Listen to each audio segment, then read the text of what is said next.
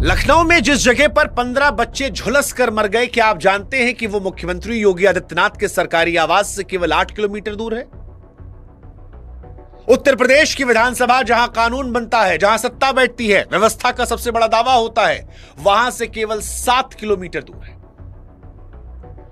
थाना बगल में था, चंद मिनट की दूरी पर। लेकिन इसके बावजूद 22 जून 2026 को सागर, नीलेश, अनामिका, संयम, अनुछा, सुखमनी, आदित्य, ज्योति, भविष्य, अब्दुल रहमान, सूरज, शहजान, जैनिल, अम्मार और सुमल्या जलकर मर जाते हैं। कोई बाथरूम में छिप कर मर जाता है, कोई गीली चादर ओढ़कर मर जाता है, कोई खिड़कियों से कूदते वक्त मर जाता है, कोई सीढ़ियों पर फंस कर मर जाता है। किसी को पाइप से लटक कर मरते देखा तो कोई बंद कमरों में जिंदा घुट कर मर गया। ये वो बच्चे थे जो 18 से 22-24 साल के थे। और सबसे डरावनी बात जानते क्या है? ये बच्चे किसी अंधेरे कोने में चोरी छिपे चलती किसी जगह पर नहीं मरे हैं। ये बच्चे सबके सामने मरे हैं।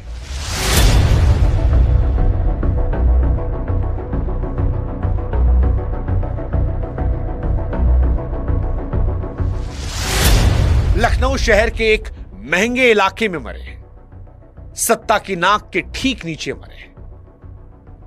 क्योंकि जिस इमारत में बच्चे बैठे थे वो कागजों में सिर्फ रहने का मकान थी। उसे चुपचाप दुकान और कोचिंग में तब्दील कर दिया गया। न वहां आग बुझाने के इंतजाम थे, न निकलने का रास्ता था। और यह सब कुछ साल 2 साल से नहीं, पिछले 12 सालों से चल रहा था। इसीलिए इन्हें किसी एक मुजरिम ने नहीं मारा, इन्हें एक पूरी सोई हुई व्यवस्था ने मारा। और यह बहुत डराता है। यह डराता है कि हम नहीं सीख पाते हैं और हर बार मौत के बाद हम आश्चर्यचकित दिखाई पड़ते हैं। लेकिन हकीकत यह है कि यह पहली बार नहीं है। इससे पहले हैदराबाद में जलकर मर गए थे 5, कटक में 10 जलकर मर गए थे, कलकत्ता में 20 मर गए थे, मुंडका में 27 मरे थे, राजकोट में 27 मरे थे, सूरत में ऊपर बिल्डिंग से कूदते बच्चे हमने देखे थे, 20 बच्चे मरे थे, और अब लखनऊ में 15। और आप इन अंकों को जोड़िए मत, क्योंकि ये गिनती के अंक नहीं हैं, ये बुझा दी गई जिंदगियां हैं, ये परिवारों के लाल हैं, सपने हैं, वो सपने जो जलकर राख हो गए, जिन्हें मरने के बाद आज सिस्टम केवल एक अंक मान रहा है। अंक जिसकी सबसे बड़ी सुविधा यही होती है कि भुला दिया जाता है। लेकिन उन परिवारों का क्या वो भुला पाएंगे? ये बच्चे बार बार इसलिए मर रहे हैं क्योंकि हम और आप सो जाते हैं। हम और आप सरकारों से सवाल नहीं पूछ पाते हैं। सरकारें जानकर अनजान बन जाती हैं। वो जो छापे आज लखनऊ में पड़ रहे हैं, वो जो कार्रवाई आज लखनऊ में हो रही है, अगर वो देश के अलग अलग कोचिंग सेंटर में अलग अलग स्थानों पर आज होने लगे तो शायद ये अगली बार ना हो। लेकिन हम और आप दोनों जानते हैं कि जो मरे हैं वो आखिरी नहीं है। ये पहले भी मर रहे थे, ये आगे भी मरेंगे, क्योंकि आंखें मूंद ली गई है। हमारे देश में तकलीफ मरने के बाद होती है, 2 दिन होती है, अगली खबर आई, हम आगे बढ़ गए। मैं सूरत में जब गया था, गुजरात में, बिल्डिंग से बच्चों को कूदते हुए देखा था। उस सदमे से मैं निकल नहीं पाया था। दिल्ली के अंदर एक होटल के अंदर जब आग लगी थी, उस सदमे से निकल नहीं पाए थे। और अभी महीने भर बाद आप देखिए लखनऊ, हो सकता है कल शायद कानपुर हो, ग्वालियर हो, मुंबई हो, थाने हो, बेंगलोर हो, चेन्नई हो, क्योंकि हम सबक नहीं लेते, सरकारें सबक नहीं लेती। इसीलिए किसी एक ने नहीं मारा इन्हें, एक पूरी सोई हुई व्यवस्था ने मारा है। और इसलिए आज सरकारों से सवाल पूछना जरूरी है। कब तक मारोगे सरकार? कब तक? नमस्कार, मैं हूं शुभांकर मिश्रा और ये सिर्फ 15 बच्चों के नाम नहीं थे जो लिए थे मैंने। अनगिनत सपने थे, ये सब झुलस कर मर गए। जिस जगह पर मरे वो दिखने में एक आम सी 3 मंजिला इमारत थी, लेकिन सच कहें तो अंदर से मौत का तैयार जाल थी। नीचे एक पेंट की शॉप थी, एक क्लिनिक थी, सामान्य गोदाम था, और ऊपर की मंजिलों पर gaming zone, animation coaching centre, जहां 18 से 25 साल के नौजवान गेम बनाना, एनिमेशन और डिजाइनिंग सीखने आ रहे थे।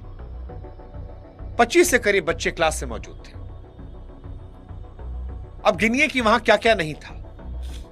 इस बिल्डिंग में जहां पर 15 बच्चों की मौत हुई है, वहां आग बुझाने कोई इंतजाम नहीं था, पानी छिड़कने का कोई सिस्टम नहीं था, निकलने का कोई अलग रास्ता नहीं था, आपातकालीन मार्ग नहीं। पूरी इमारत में ऊपर से नीचे आने जाने का बस एक पतला रास्ता। और सबसे बड़ी बात जानते क्या है? फायर विभाग की एनओसी तो छोड़िए, बिजली सुरक्षा विभाग की एनओसी तक नहीं मिली थी। ऊपर से बिजली खेल देखिए, इमारत को 20 किलोवाट बिजली की परमिशन थी और वहां 35.5 किलोवाट खींची जा रही थी, यानी तय भार से करीब दुगना ज्यादा, जो किसी भी पल चिंगारी बनने के लिए काफी थी। यानी इस वजह से नहीं मरते तो किसी और वजह से मर जाते। कागजों में यह मकान रहने का मकान था। किसी कागज में से दुकान या कोचिंग चलाने की परमिशन नहीं थी, लेकिन फिर भी सालों से यहां फीस वसूली जा रही थी, भीड़ जुटाई जा रही थी, कमाई हो रही थी। मालिक और कोचिंग चलाने वाले दोनों जानते थे कि सुरक्षा पर खर्च बचाया जा सकता है, क्योंकि पूछने वाला कोई था ही नहीं। और सच भी यही है, किसी ने पूछा नहीं। थोड़ी दूर पर केजीएमयू का ट्रॉमा सेंटर था, पर इमारत के अंदर एक अदद पानी की बाल्टी तक भरोसे की नहीं थी। कि कोई अचानक हादसा नहीं हुआ था, एक तयशुदा जानबूझकर बनाया गया खतरा था, जिसमें आज नहीं तो कल, कल नहीं तो परसों, कभी ना कभी ऐसी घटना होनी थी, क्योंकि पूरी व्यवस्था ने सालों तक इसे नजरअंदाज किया, मौत का इंतजाम किया। और इसी वजह से आपको जानना चाहिए कि जब आखिरी कुछ मिनट थे तो वहां क्या हुआ। जिस वक्त लखनऊ की इस बिल्डिंग में आग लगी, उस वक्त धुआं चंद पलों में पूरी इमारत में भर गया, क्योंकि रास्ता इस पूरे 3 मंजिला इमारत में सिर्फ एक था, पतला सकरा। इसलिए सबसे पहले धुएं से वही बंद हो गया। अब आप सोचिए, 25 बच्चे ऊपर की मंजिल पर, नीचे जाने का एक रास्ता और वो धुएं से भर गया। कोई बच्चा भागकर बाथरूम में घुसा, कोई दरवाजा बंद कर रहा था, कोई सोच रहा था कि नल खुला छोड़ देंगे तो शायद थोड़ी देर सांस आएगी, बच जाएंगे। कोई ऐसे थे जिन्होंने चादर और कपड़े पानी में भिगोकर खुद को लपेट लिया। कुछ बच्चे ऐसे थे जिन्होंने खिड़कियां तोड़ी, पाइप पकड़कर नीचे उतरने की कोशिश की, जान जोखिम में डाली। 7-8 बच्चों ने सीधे ऊपर से छलांग लगा दी, जिनकी हड्डियां टूट गई, कुछ मर भी गए। जो अंदर फंसे रहे वे धुएं में दम घुटकर या आग में जलकर खत्म हो गए। बचाव दल जब अंदर पहुंचा तो मंजर रुला देने वाले था। कुछ शव बाथरूम के फर्श पर पड़े थे, जैसे आखिरी सांस तक बाहर निकलने की कोशिश में। कुछ चादरों में लिपटे मिले, कुछ दरवाजे के पास बस कुछ कदम की दूरी पर, जिंदगी से कुछ कदम की दूरी पर। अब आप इनके मां बाप के बारे में सोचिए। वो बच्चा जो अपनी मां से कह के गया, वो जल्दी आता हूं, शाम को मिलते हैं, मम्मी आज समय नहीं बात करने का, पापा आता हूं मैं। शाम को उसका जला काला पड़ा शव कंधे पर उठाकर शमशान ले जाना पड़ा। 20-22 साल के बेटे बेटी को कंधा देना दुनिया का सबसे बड़ा भारी बोझ है, सबसे बड़ा। उन चलते फिरते सपनों को जो बीच रास्ते में राख हो गए। लखनऊ की आग अपनी तरह की पहली नहीं है, और मैं दावे से, दुख से कह सकता हूं कि यह शायद आखिरी भी नहीं होगी। देश के अलग अलग शहरों में जो बार बार हुआ, उसकी कहानी हूबहू एक जैसी है। चंद महीने पहले दिल्ली के एक होटल को हमने जलते हुए देखा था। हर बार की वही कहानी है। रिहायशी इमारत में बिना इजाजत दुकान, कोचिंग, होटल का चलना, फायर एनओसी का ना होना, निकलने का एक पतला रास्ता होना, जरूरत से ज्यादा भीड़ होना, सुरक्षा पर पैसा खर्च ना करने की आदत। शहर बदलता है, बच्चों के नाम बदलते हैं, लोगों के नाम बदलते हैं, लेकिन वजह वैसी रहती है। इसकी जड़ में एक सोच है, मालिक को भीड़ चाहिए, पैसा चाहिए, फीस चाहिए, कमाई चाहिए।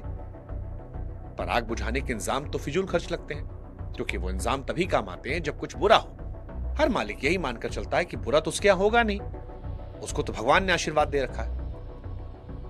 जिनका काम इन इमारतों की जांच करना है, वो या तो आते नहीं, आंखें मूंद लेते हैं। बीच में कहीं थोड़ा लेन देन, थोड़ी सेटिंग, फाइल आगे बढ़ गई। नतीजा की इमारत जो कागज पर ठीक मान ली जाती है, असल में बारूद का ढेर बनकर खड़ी है किसी एक चिंगारी के इंतजार में। और जब वो चिंगारी आती है तो मरते वो हैं जिनका कोई कसूर नहीं होता। दिल्ली में जो मरे थे वो इलाज करवाने आए थे, घूमने आए थे, परिवार के साथ आए थे होटल में। यहां जो मरे वो पढ़ने सीखने आए थे। ये कोई इत्तेफाक नहीं है, एक ऐसा ढर्रा है जिसे ठीक इसी तरह चलते रहने के लिए छोड़ दिया गया है।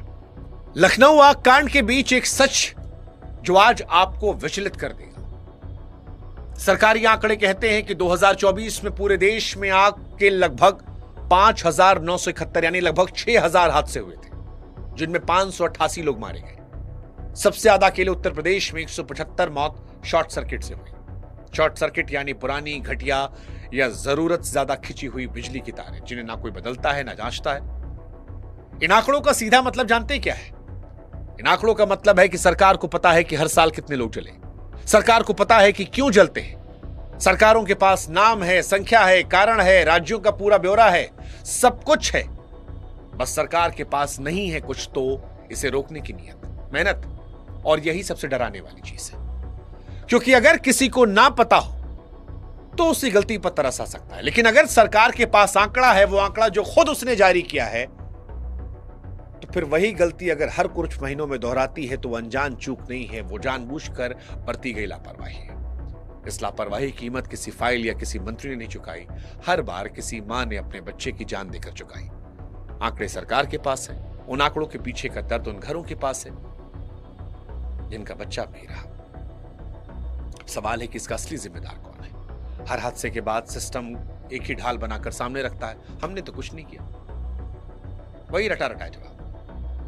सरकार, मुख्यमंत्री एक जांच का आदेश देते हैं, कमेटी बिठाते हैं, 2-4 अफसर सस्पेंड होते हैं, मुआवजे का ऐलान होता है, बड़े नेता आते हैं, थोड़ा गुस्सा दिखाया जाता है, कुछ दिन तक संवेदनशीलता दिखाई जाती है और फिर सब शांत। लखनऊ में भी यही हुआ है। लखनऊ इमारत को लेकर 6 लोगों पर नामजद मुकदमा दर्ज हुआ, फायर सर्विस जुड़े कानून के तहत। सरकार ने खुद कागज पर यह माना कि यहां नियम टूटे थे, सुरक्षा के इंतजाम नहीं थे। लेकिन फिर सवाल यही है कि अगर नियम टूट रहे थे तो 12 साल मोतियाबिंद हुआ था क्या? दिखाई क्यों नहीं पड़ रहा था? जिस अफसर का काम इन इमारतों की जांच करना था, वो इतने बरस खामोश क्यों था? सच ये है कि असली मुजरिम सिर्फ इमारत का मालिक या कोचिंग चलाने वाला नहीं, असली मुजरिम वो व्यवस्था है जो तब तक नहीं जगती जब तक चीखें इतनी ऊंची ना हो जाएं कि टीवी पर पहुंच जाएं, मातम मचने लगे। और जागती हैं तो 1-2 दिन के लिए, एक दिन का दुख, एक दिन की डेडलाइन और फिर गहरी नींद। जिस व्यवस्था को जगाने के लिए हर बार किसी के बच्चे की जान देनी पड़े, लानत है ऐसी व्यवस्था पर, लानत है, धिक्कार है। लेकिन सवाल है कि करे क्या? रोना धोना, शोक और मुआवजा किसी मां की गोद में उसका बेटा वापस नहीं रख पाएगा। इसलिए अब काम की बात करते हैं। अगर देश की सरकारों को लखनऊ हत्याकांड में या लखनऊ आग कांड में, चलिए हम आपके लिए ये वर्ड यूज कर लेते हैं, थोड़ी भी शर्म आ रही है, थोड़ी भी, सरकारें देखें कि प्रदेश में फायर सेफ्टी के नियम कितनी सख्ती से लागू है,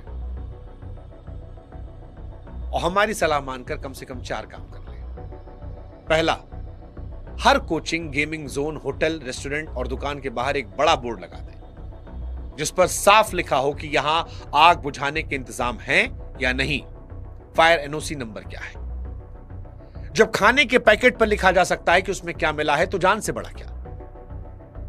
मां बाप को कम से कम यह हक तो दें कि वो जान सकें कि अपने बच्चे को किस आग के मुहाने पर भेज रहे हैं। दूसरा, रिहायशी इमारत में चुपचाप दुकान, कोचिंग चलाने पर सीधी कार्रवाई हो। जहां भी भीड़ जुटे वहां इमारत छोटी हो या बड़ी, आग से बचाव और निकलने का रास्ता जरूरी हो। तीसरा, हर जांच की एक तय तारीख हो, उसकी रिपोर्ट सबके सामने आए ताकि जांच बैठा दी गई ये जुमला बनकर ना खत्म हो जाए। चौथा, पुरानी और जरूरत से ज्यादा खिंची बिजली की तारों को पूरे राज्य में जांचा जाए, क्योंकि सरकार के अपने आंकड़े बताते हैं कि सबसे ज्यादा मौत इसी से होती है। सागर की मां नहीं भूल पाएगी, अनामिका के पिता नहीं भूलेंगे, आदित्य के परिवार नहीं भूलेंगे, और हमें भी नहीं भूलना चाहिए, क्योंकि हम और आप भूल गए तो अगली बार नाम बदलेगा, आग, इमारत, धुआं और बेबसी वाली मौत वही रहेगी। और फिर हम कहेंगे जो हर बार कहते हैं, पहली बार तो है नहीं।